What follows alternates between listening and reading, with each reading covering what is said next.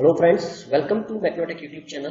Friends, आज हम discuss करने वाले हैं डायनेमिक्स ऑफ मशीन सब्जेक्ट में जो मोस्ट इंपॉर्टेंट क्वेश्चंस हैं उसके बारे में। तो मैं आपको चैप्टर वाइज बताऊंगा कि कौन कौन से क्वेश्चंस हैं या तो कौन से क्वेश्चंस हैं उसके एग्जाम्पल हैं जो एग्जाम में आ सकते हैं। तो स्टार्ट करते हैं चैप्टर 1 से। So first chapter is dynamic force analysis of mechanism. Okay, ये फर्स्ट चैप्टर है आपका डायनेमिक्स ऑफ मशीन सब्जेक्ट में। तो उसमें जो फर्स्ट थियरी है बहुत ही इंपॉर्टेंट है, बहुत बार एग्जाम में आ चुकी है। Explain the D'Alembert principle, right. तो ये बहुत ही इंपॉर्टेंट थियरी है, उसको कर देना।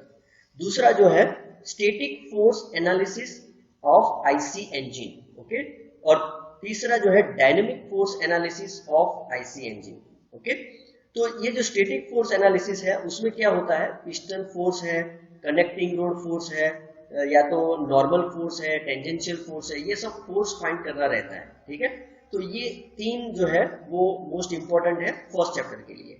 ठीक है, उसके बाद सेकंड चैप्टर जो आएगा वो आएगा फ्लाईव्हील। ओके, तो फ्लाईव्हील में बेसिकली बहुत ही अच्छा चैप्टर है, ये बहुत ही इजी है।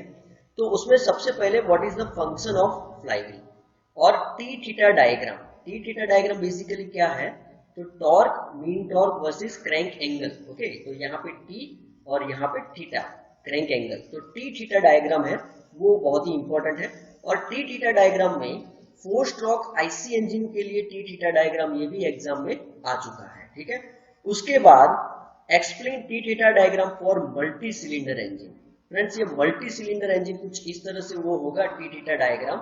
ठीक है, तो उसमें एग्जाम्पल भी बहुत इंपॉर्टेंट है। जैसे कि ये थियरी है तो इसके थियरी भी करना, और थियरी करोगे तो एग्जाम्पल बहुत इजी रहेगा आपके लिए। ठीक है, उसके बाद ये छोटी छोटी थियरीज है जो 4 मार्क्स में आ सकती है। Fluctuation of energy, then maximum fluctuation of energy, coefficient of fluctuation of energy and coefficient of fluctuation of speed. तो ये 4 छोटी छोटी थियरी है, वो आप कर देना, ये बहुत ही इंपॉर्टेंट है, वैसे हर बार आती है। ठीक है, then size of the flywheel, ये थोड़ा डिजाइन रिलेटेड है। तो फ्लाईव्हील की जो साइज है उसके रिगार्डिंग ये थियरी है।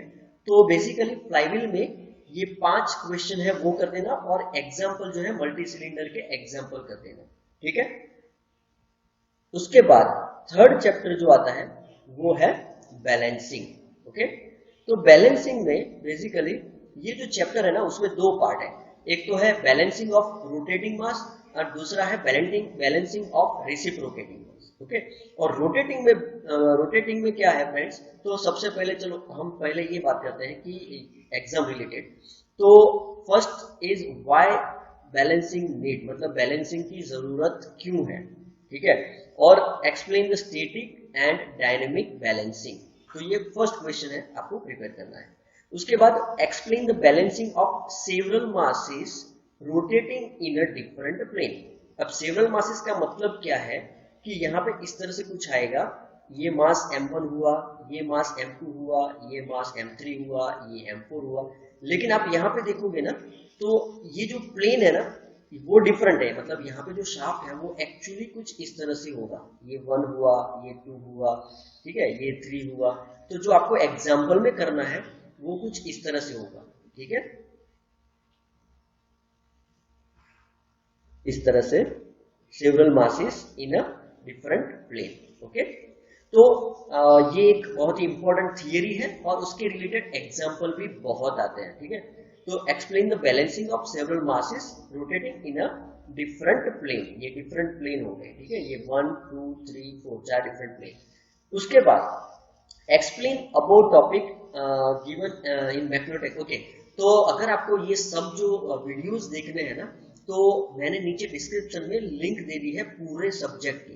तो आप हर एक वीडियो देख डालो ताकि आपके लिए ये सब्जेक्ट जो है बहुत इजी रहेगा। बुक अपने साथ में रखना और सब वीडियोस देख लो, है ना। उसके बाद है explain about the balancing machine. ठीक है, तो बैलेंसिंग मशीन रिगार्डिंग एक छोटी सी थियरी है, वो भी आप प्रिपेयर कर लेना। उसके बाद फिफ्थ क्वेश्चन है explain the need of balancing in reciprocating part. ठीक है, अब रोटेटिंग कंप्लीट हो गया, अब दूसरा है रेसिप्रोकेटिंग। ठीक है, तो यहाँ पे आपको रेसिप्रोकेटिंग भी करना है, और उसमें एग्जाम्पल जो है single cylinder reciprocating engine related आते हैं। ठीक है, तो वो एग्जाम्पल भी मैंने डिस्क्रिप्शन बॉक्स में मेरे जो वीडियोज है उसमें वो एग्जाम्पल दिए हुए हैं, ठीक है। उसके बाद है पार्शियल बैलेंसिंग ऑफ लोकोमोटिव। ये छोटी सी थियरी है, बहुत बढ़िया है। Tractive force, swaying couple and hammer flow, ठीक है। तो ये पार्शियल बैलेंसिंग रिगार्डिंग थियरी भी आपको करनी है, बहुत ही इंपॉर्टेंट है, ठीक है। उसके बाद balancing of multi cylinder engine in line engine, okay. तो इसके ये जो है ना balancing of multi cylinder inline engine, उसकी theory as well as example ये दोनों कर देना। ये दोनों भी मैंने नीचे डिस्क्रिप्शन बॉक्स में लिंक दी हुई है, ठीक है। उसके बाद explain balancing of V engine and example. तो ये भी है, बहुत बढ़िया थियरी है और उसके एग्जांपल भी आपको करने हैं। And last one is concept of direct and reverse crank, ठीक है। तो ये 10 जो क्वेश्चन है वो आपको बैलेंसिंग में करने हैं, ठीक है। तो सबसे पहला था चैप्टर, वो था इंट्रोडक्शन, दूसरा था फ्लाईव्हील, तीसरा है बैलेंसिंग। अब जो चौथा चैप्टर है वो है गायरोस्कोप। तो या तो कोई लोग जायरोस्कोप भी बोलते हैं, ठीक है। तो जो भी है प्रोनाउंसिएशन देख लेना। तो गायरोस्कोप, मैं इसको गायरोस्कोप बोलता हूँ, ठीक है। कॉन्सेप्ट ऑफ जायरोस्कोप, फर्स्ट जो कॉन्सेप्ट है इस तरह से आपको दिया होगा। कॉन्सेप्ट यहाँ पे डिस्क दी है, तो ये जो इस तरह से वो इंक्लिनेशन होता है वो बेसिक है। तो कॉन्सेप्ट ऑफ गायरोस्कोप वो आपको करना है। दूसरा है गायरोस्कोपिक इफेक्ट इन एरोप्लेन। तो यहाँ पे एक एरोप्लेन करोगे तो शिप आ जाएगा इजीली, बहुत ही इजी है। गायरोस्कोपिक इफेक्ट फाइंड आउट करना बहुत ही इजी है। Aeroplane, ship, two wheeler and four wheeler. तो बेसिकली गायरोस्कोपिक इफेक्ट, तो ये जो चार है ना, aeroplane, ship, two wheeler and four wheeler, तो ये चारों करने हैं। और एग्जाम्पल तो बहुत सिंपल है, ठीक है। ये दो तो बहुत सिंपल है, ये दो में आपको थोड़ा ध्यान रखना है। तो मतलब ध्यान मतलब कुछ नहीं है, लेकिन आ जाएगा, इजी है, ठीक है। तो ये दो भी आपको करने हैं और एग्जाम्पल तो चारों के करने हैं, ठीक है। तो मैंने यहाँ पे लिख दिया है example of all above topics, okay. It's very easy, okay. Now chapter 5 vibration. Friends अब क्या है, सिलेबस थोड़ा लेंथी हो गया है, तो कई लोग क्या करते हैं कि वाइब्रेशन को छोड़ देते हैं या कोई मतलब चैप्टर पूरा छोड़ देते हैं। ऐसा मत करना। वाइब्रेशन बेसिकली इजी चैप्टर है, थोड़ा उसको मतलब आपको ध्यान से एक बार पढ़ना है। तो उसमें दो है, ये चैप्टर नंबर 5 है जिसमें free vibration and damped free vibration, ठीक है। ये दो है। तो उसमें ये जो बेसिक छोटे छोटे डेफिनेशंस हैं, लाइक पीरियोडिक मोशन किसे कहते हैं, time period, frequency, resonance, amplitude, damping. तो ये छोटी छोटी थियरी है, ठीक है, वो आपको करनी है। ये 4 मार्क्स में कोई ना कोई आती है, ठीक है।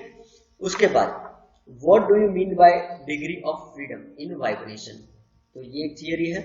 उसके बाद effect and types of vibration, then equivalent spring, stiffness, ठीक है।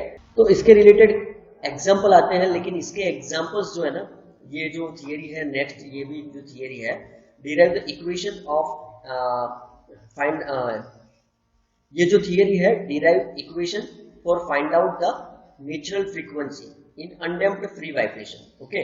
तो ये जो थियरी है energy method, equilibrium method and rails method, most IMP friends, most IMP theory है ये, ठीक है।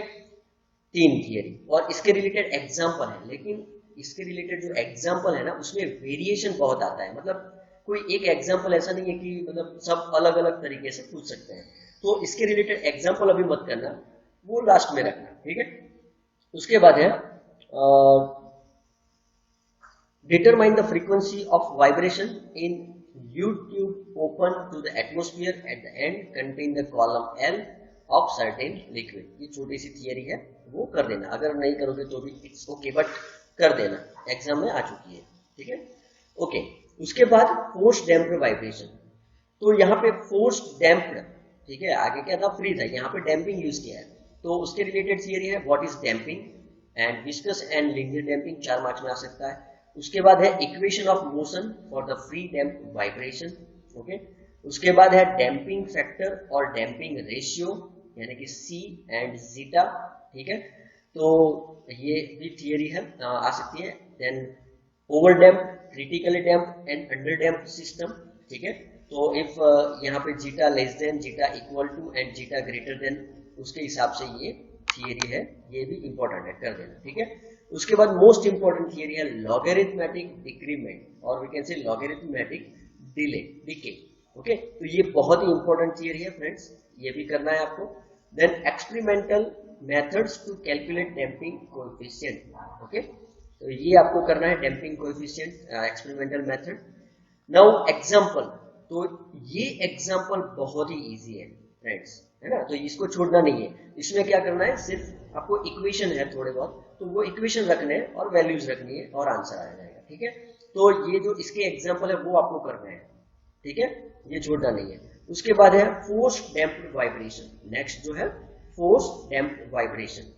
तो बेसिकली फोर्स डैम्प्ड वाइब्रेशन में explain about the force damped vibration, क्या है वो, analytical solution of force damped vibration, then magnification factor, ठीक है, फ्रीक्वेंसी रिस्पॉन्स कर्व, ठीक है, उसके बाद है force transmissibility, then vibration isolation, ठीक है, वाइब्रेशन आइसोलेशन की भी थियरी है, और फ्रीक्वेंसी मेजरिंग इंस्ट्रूमेंट्स, ठीक है।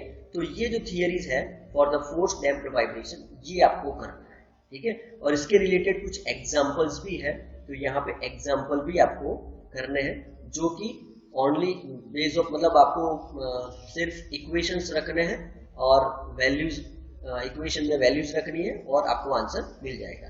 Then this is the next chapter, that is critical speed of the shaft.